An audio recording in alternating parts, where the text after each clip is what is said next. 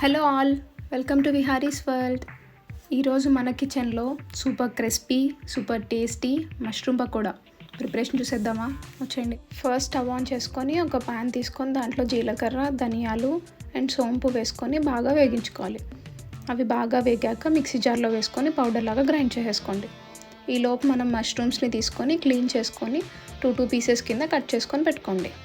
ఆ కట్ చేసుకున్న మష్రూమ్ పీసెస్లో ఇందాక మనం పౌడర్ చేసుకున్న ధనియాలు, సోంపు మిక్స్చర్ ఉంది కదా, అది వేసేసుకొని అండ్ నెక్స్ట్ దాంట్లోనే సాల్ట్, కారం, చిల్లీస్, కరివేపాకు అండ్ జింజర్ గార్లిక్ పేస్ట్, బియ్యపిండి, కార్న్ఫ్లవర్ అండ్ లాస్ట్లో శనగపిండి కూడా వేసేసుకొని కొంచెం వాటర్ స్ప్రింకిల్ చేసి మంచిగా బైండింగ్ వచ్చేలాగా కలుపుకోవాలి.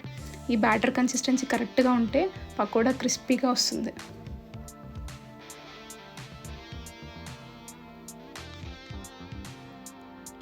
అండ్ నెక్స్ట్ మనం ఒక కడాయిలో ఆయిల్ వేసుకొని హీట్ అయ్యాక దాంట్లో మనం ఇందాక కలిపెట్టుకున్న మష్రూమ్స్ని మీడియం ఫ్లేమ్లో వేసుకొని వేగించుకుందాం.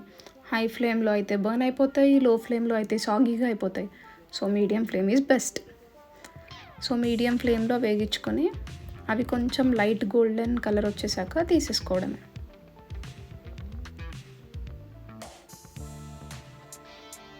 చూసారు కదండి, లైట్ గోల్డెన్ కలర్ వచ్చేసినాయి. సో తీసేసుకుంటున్నాను. ప్లేట్లో సర్వ్ చేసుకుంటే చాలు, మన mushroom pakoda ready.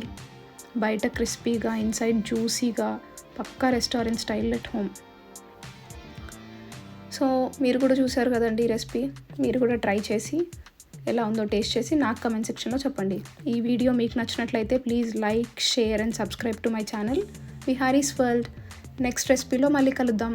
Until then keep cooking, keep smiling. Bye.